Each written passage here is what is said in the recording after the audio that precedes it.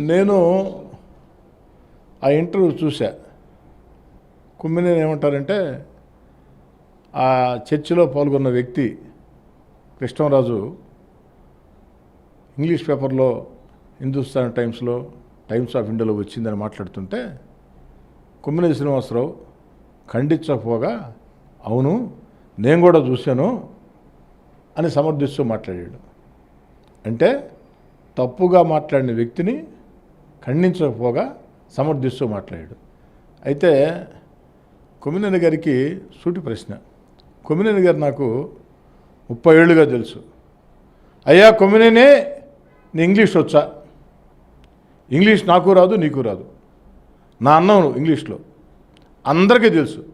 జర్నలిస్టులుగా ఉన్న అందరికీ కొమ్మినేనికి ఇంగ్లీష్ రాదు అన్న విషయం తెలుసు. మరి ఇంగ్లీష్ పేపర్లో నువ్వెలా చూసావయ్యా?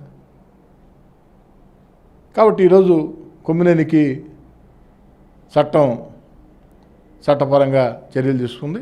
ఇంకా కూడా కొమ్మినేని లాంటి అచ్చోసిన ఆంబోతుల్లా వ్యవహరిస్తున్న వ్యక్తుల మీద కఠిన చర్యలు తీసుకోవాలని కోరుతాం.